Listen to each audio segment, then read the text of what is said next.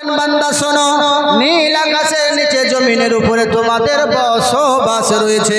তোমরা ভুলে গেছো আমার কথাগুলিকে। আমি কোরআনে জানিয়ে দিলাম, আম্মা বিনিআমাতি রাব্বিকা ফাহাদ্দিস, আমার নিয়ামতের বেশি বেশি চর্চা করো। তবে দুনিয়ার জমিনে কার তোমরা প্রশংসা করো? আমি রব্বুল আলামিন, আকরামাল আকরামিন মাবুদ বলে শোনো, দুনিয়ার জমিনে যদি আমি আল্লাহকে পেতে চাও, ওই নবীকে আপন তোমরা করে নাও। ওই নবী বিনে যদি দুনিয়ার জমিনে কাউকে আপন করো, কেউ তোমার আপন হবে না। যদি আপন হয় শুধুমাত্র একজন হবে, যিনি হলেন শাহে মদিনা। আমার আল্লাহ রাব্বুল আলামিন বলছেন, তোমরা ফলো করতে হয় দুনিয়ার কোন নেতাকে করো না। যদি ফলো করতে হয় তো মুহাম্মাদুর রাসূলুল্লাহকে করো। লাকাদ কানা লাকুম ফি রাসূলিল্লাহি উসওয়াতুন হাসানা, তোমাদের জন্য নবীর জিন্দেগিটাকে উত্তম নমুনা করে পাঠিয়েছি। তবে বলে দেখো, শুধু আমরাই কি নবীকে মানব? দুনিয়ার কি সবথেকে শ্রেষ্ঠ ধর্ম, যে ধর্মতে আমরা এসেছি, এটা সকলেই মানে। আপনার কিনা কিশোর সেন সর্বপ্রথম কালকে অবতার মুহাম্মদ একটা বই লিখে, আপনার কিনা সুশান্ত ভট্টাচার্য নবী আলমে গায়েব সম্বন্ধে একটা বই লিখে, ওই সুশান্ত ভট্টাচার্য নবীর জন্য বলছে, শোনো, সমস্ত ধর্মগ্রন্থ ঘেটে দেখলাম। আমি রামায়ণ বলো, মহাভারত বলো দেখে নিলাম, আমি ত্রিপিটক বলো, জিন্দা বিস্তা বলো দেখে নিলাম, আমি কালকি পুরাণ ভাগবত পুরাণ বলো দেখে নিলাম। যদি সবচেয়ে উত্তম ধর্ম কিছু রয়েছে তো একটাই ধর্ম রয়েছে, সেটা হলো আখরি নবীর যেটা রয়েছে, সেটা হলো কালকি অবতার শুধুমাত্র মুহাম্মাদুর রাসূলুল্লাহ। কেমন নবী গো, যে নবীর কোনো তুলনা হবে না। এটা কি আমরাই বলছি? বলে না, তিনি এমন নবী হবেন, তিনি মক্কায় জন্মগ্রহণ করবে, মরুভূমির এলাকায়। শোনা কথা, আমি আরো ভিতরে নিয়ে যাই বা সংক্ষিপ্ত করে আমি এগিয়ে নিয়ে যাব। কি কথা বলতে আছেন শোনো, বাসুদেবাঙ্গারা গীতি পূর্ণ গন্ধাল স্পর্শম, তিনি এমন নবী হবেন যে নবীর শরীর থেকে সুগন্ধময় খুশবু জড়াবে। তিনি যখন জন্মগ্রহণ করবে, সবচেয়ে সুগন্ধময় খুশবু তার বডি থেকে ছড়িয়ে যাবে। তিনি কেমন নবী হবেন? বলছে শুনে রেখে দাও, তিনি হবেন বাসুদেবাঙ্গারা গীতি পূর্ণ গন্ধাল স্পর্শম দ্বাদশং শুক্লপক্ষ মাধবে মাসি মাধবম জাত দত্ত সুত পুত্রং পিতরং মানসং ফলে বিষ্ণু যশা। আল্লাহর তরফ থেকে আসা, সেই মহান স্রষ্টা হওয়ার তরফ থেকে আসা সেই একজন মহামানব হবে, তার নাম হবে অহমদয়হা। তাকে আসমানে আহম্মদ বলবে, জমিনে মানুষ শহীরে অর্থাৎ মুহাম্মদ বলে চিনবে। এবং তার মায়ের নাম হবে মাসুমাতি, তার সুমতি অর্থাৎ আমেনা মায়ের নাম হবে। বাবার নাম হবে আব্দুল্লাহ অর্থাৎ বিষ্ণু যশা, আল্লাহর দাস। উনি এমন একজন মহা মানুষের ঘরে জন্মগ্রহণ করবে, তিনি সবচেয়ে বড় উচ্চ খানদানের মানুষ হবে।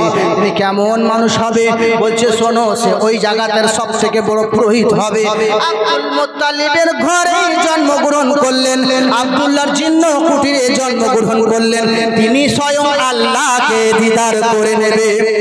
সুবহানাল্লাহ, সুবহানাল্লাহ, সুবহানাল্লাহ, করে আল্লাহকে দিদার করবে। শোনো, আসমা সুকমা রুহা দেবদত্তম জগৎপতি, তিনি এমন একজন মহামানব হবে। মক্কার সরজমিন থেকে বুর্রাকে চড়ে বিদ্যুৎময় গতি যেই গাড়িটাতে চড়বে, একটি রাতেই আল্লাহর সঙ্গে দিদার করে সঠিক বাণীর প্রচার তিনি করে যাবেন। তিনি এমন একজন মহামানব হবে, যেই সময় দুনিয়ার জমিনে আপনার কিনা মহামারী দেখা দেবে, গুনাহগারে মানুষ পরিপূর্ণ হয়ে যাবে, চারিদিকে রং তামাশায় মগ্ন হয়ে যাবে। মেয়েরা বাপের কাছে ভালো থাকবে না, বোন ভাইয়ের কাছে ঠিক থাকবে না, গরিবদের উপরে অত্যাচার হবে। ওই সময় জন্মগ্রহণ করবে আপনার কিনা কেমন করে জন্মগ্রহণ করবে? বাহুর মাটিতে বাস্তুতে নমস্তে সেই গীতাঞ্জলি পড়বে দায়ো, সারা জগৎ আলো হয়ে যাবে। আর আলোর রণে সৃষ্টি করে আল্লাহ পাক তাকে পৃথিবীতে আবির্ভাব করে দেবে। তিনি এমন একজন মহামানব হবে, যার কোনো তুলনা হবে না। বলে কেমন হবে?